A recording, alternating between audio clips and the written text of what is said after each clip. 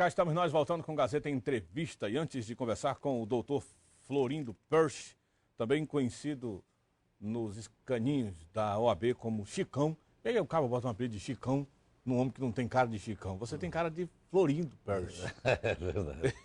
Mas é Chicão. Eu todo mundo chama de Chicão, de Barão, e vai levando aí. E vai levando. O importante é que não chame de coisa pior, né? Deus me livre, tá ótimo assim, tá bom. Deixa assim mesmo, né? Não avance, mano, que tá bom assim. Porque, tem uns colegas da gente aí que arranjam uns apelidos feios, ó. Nossa Eu conheço um rapaz magrinho aqui na cidade. Sou feliz com o meu ainda. Estou chamando ele de filé de borboleta. Nossa Só porque o rapaz é magrinho. Assim não dá. Antes de conversar com o Florindo Persch, deixa eu falar para você. Aliás, num calor desse, lembra logo de duas coisas. A primeira é você correr para debaixo de um ar-condicionado.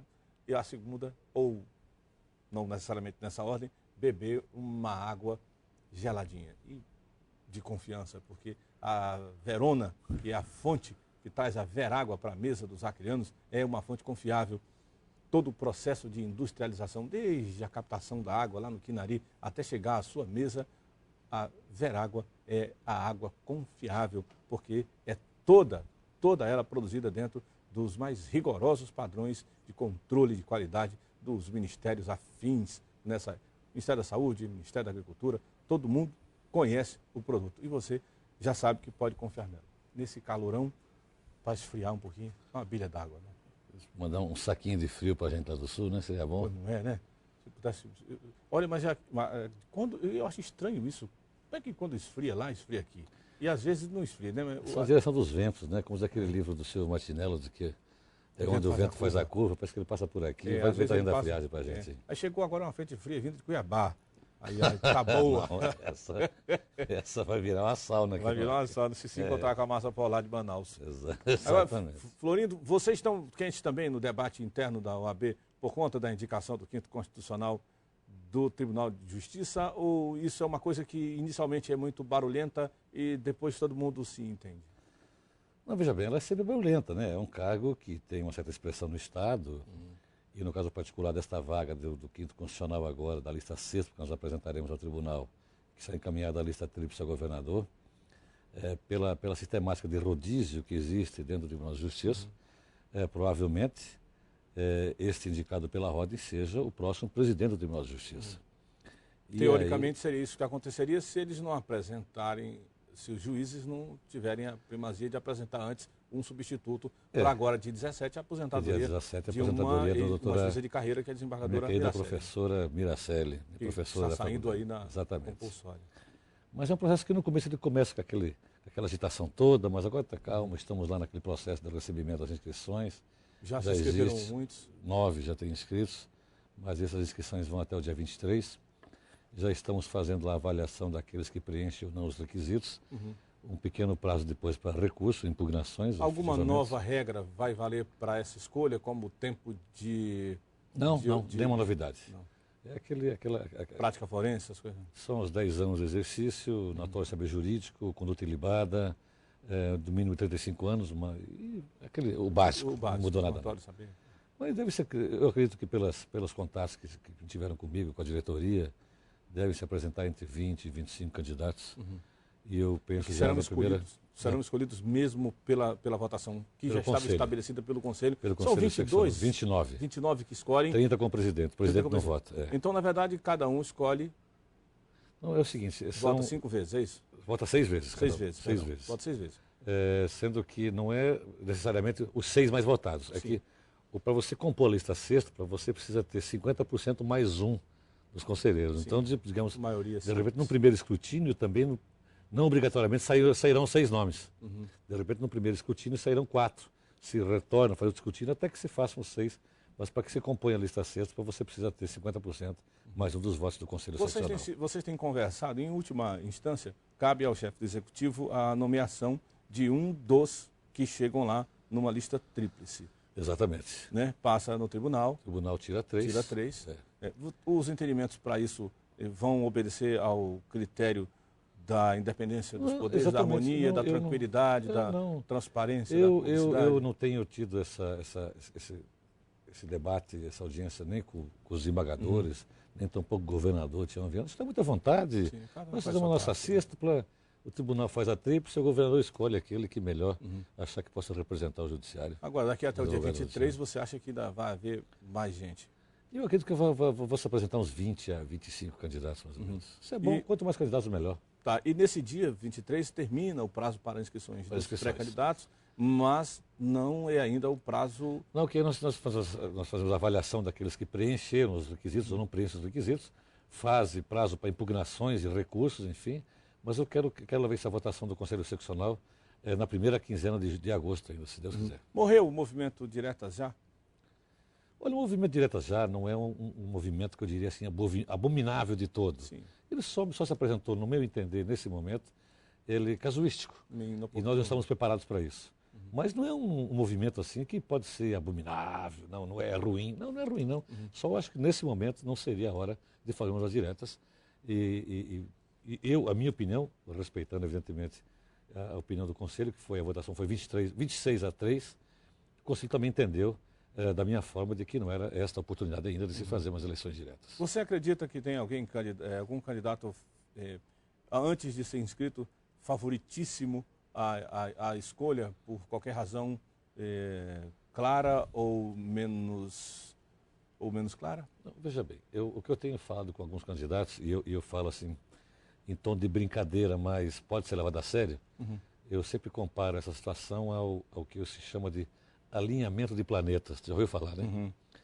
Quer dizer, teria que estar, para você ser o desembargador, você teria que estar alinhados a seu favor os planetas da OAB, TJ e o governador. Também. Se um deles sair fora, você passa direto. Sim.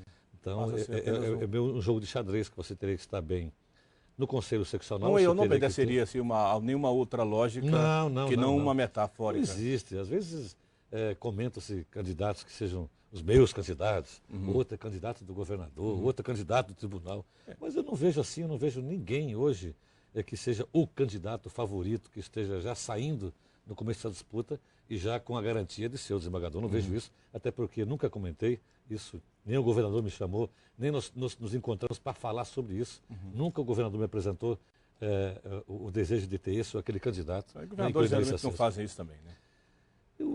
Pelo menos aqui, eu comigo, por enquanto não tem ocorrido isso, não. Sem dúvida nenhuma. Agora, a OAB, ela é a OAB historicamente, né? Certo. Participou de uma série de movimentos, ela tem os desgastes naturais. A sua história. Tem a sua história, né? No Rio de Janeiro, por exemplo, tem os camaradas saem da OAB, geralmente viram deputados ou viram outras coisas quando não são desembargadores. Certo. Né? E aqui no Acre nós temos visto algumas discussões que sempre estão envolvendo a OAB.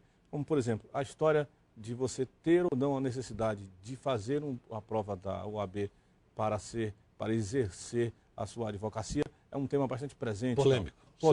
Polêmico. E tem também a qualidade do ensino das faculdades de Direito do Estado do Acre. E as questões mais pragmáticas, que talvez embasassem ou estejam embasando as discussões acerca da qualidade do profissional que se forma aqui no Estado. Né? Senhor Liseu, inclusive esses dias andando um programa que você tem na rádio, eu vi a sua entrevista com o doutor Mário, o doutor João Pires. Nas quartas-feiras eles debatem comigo lá.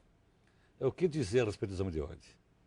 Precisa ter alguma consciência de dados, por exemplo. No Brasil, nós temos no Brasil de 1.100 faculdades de direito. Aliás, a presidenta Dilma já homologou e autorizou mais 40 faculdades de direito, agora em 6 meses. O que significa dizer que, continuando nesse ritmo, no final do mandato dela, teremos no Brasil 1.600 faculdades de direito.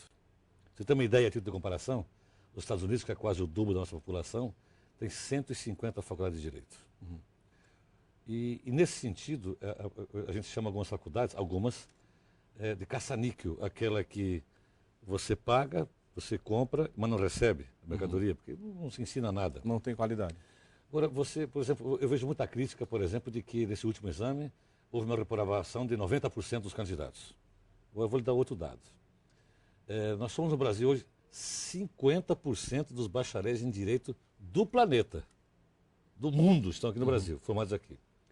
E outra coisa, como é que você explicaria, por exemplo, que a Universidade Federal da Bahia aprovou 89% dos candidatos dela?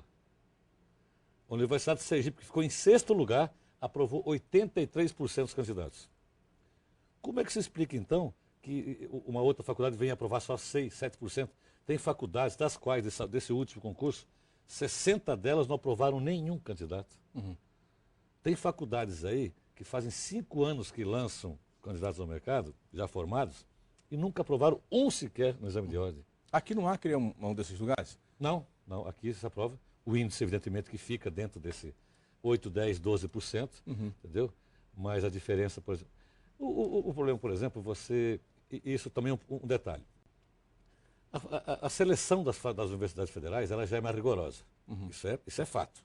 Você está numa faculdade, uma universidade federal hoje, a seleção é muito mais rigorosa e muito mais criteriosa. A nossa própria aqui, federal... Então, exatamente, é um exemplo disso. Então você veja bem, eu acho que nas federais, evidentemente que já entram aqueles mais preparados, ou melhor preparados. Entendeu? E numa faculdade, numa universidade federal, por exemplo, quando o professor aperta o aluno, na federal não tem negócio de você fazer baixo para trocar professor. O que comumente acontece na faculdade particular. Quer dizer, isso tudo prejudica o aluno. Então, às vezes, o aluno ele está fazendo uma faculdade. Ah, mas o meu filho fez uma faculdade de Direito e agora não pode exercer profissão. Qual a faculdade que ele fez? Qual foi a faculdade que ele fez? O pai foi lá fiscalizar se teve aula? Se o professor aplicava a matéria? Se ele passava o trabalho? Ninguém fiscalizou. Então você diz assim o argumento de que há um sistema implicitamente colocado para barrar o acesso de concorrentes aos que estão trabalhando? Claro. A famosa reserva de mercado? Não existe isso. Até porque para a OAB ela fica muito à vontade. Porque, veja bem, hoje nós somos no Brasil 4,5 milhões de bacharéis de Direito. Inscritos na ordem de 760 mil. Se todos eles todos eles se inscreverem na ordem, simplesmente a OAB multiplicaria a arrecadação dela por 7. Você imagina? Para a OAB seria uma coisa maravilhosa. Seria um fundo de pensão. Agora, você tem que fazer a seguinte análise também, o Clemente. Por exemplo, quando você busca um advogado, você vai colocar nas mãos daquela pessoa a sua liberdade, a vida, as suas relações de família, as suas relações comerciais, pessoais, o seu patrimônio. E você não pode colocar isso na mão de qualquer pessoa. E outra coisa, precisa considerar. Quando você senta numa mesa de uma audiência, lá tem um juiz que fez um concurso rigoroso, e lá tem um promotor do Ministério Público que fez um concurso rigoroso, e não pode ter um advogado despreparado. Um peba. Não pode. Entendeu? Então os argumentos, eles funcionam para todos os lados. Mas os da Ordem dos Advogados do Brasil, em síntese, são esses aí. Até o final do mês, então, a gente não conhece ainda os 6 candidatos do OAB, ou já conhece? Não, vamos conhecer os inscritos, até o dia 23 vamos conhecer os inscritos. Os inscritos. Mas a lista sexta, ela será colocada à disposição, a votação no Conselho Seccional, eu imagino na primeira quinzena do mês de agosto agora. Primeira quinzena. Então nós vamos saber quem são os candidatos ao desembargo da parte da OAB. Dia 17 agora se aposenta mais uma desembargadora, doutora Miraceli Borges, e aí corre um prazo aí. Exatamente. Vamos ver se o próximo presidente do Tribunal de Justiça será um advogado ou será um juiz de carreira. Quem sabe, com certeza.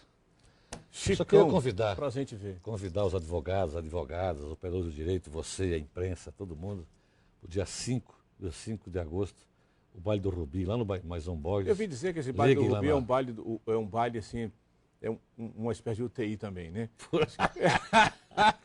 Já me disseram. Não, me disseram. Eu vou falar mal desse baile. Não, fala não. O doutor Mário Paiva, meu amigo, debatedor do Mariola. O famoso Mariola. Olha, não queime o homem. O doutor Mário disse que vai arranjar uma namorada finalmente. Vai, né? Diz que lá no baile do Rubi. Quem não ouça isso, a doutora noiva dele lá, juíza lá em Feijó. É mesmo, porque o programa não vai passar lá. Senão vou ter que arranjar um advogado para o doutor Mário Paiva. Não, mas estão todos convidados, telefone para a ordem. Esse baile do Rubi já é tradicional, todos os anos, no mês de agosto, ele acontece aqui no Acre. Muito bonito, todos os anos tem melhorado. Que dia é dia 5 de agosto? Dia 5 de agosto, lá no Maison Borges. No Maison Borges. Vocês receberão os convites de vocês. Vem em Rubi? Com certeza. Enrolado numa correntinha cheia de rubi. Assim. Deus é grande. Eu vou acabar indo. Prazer em te ver, Florinda. Um abraço. Deus te abençoe, cara. Parabéns. Eu vou fazer um rápido intervalo, daqui a pouco eu volto, hein?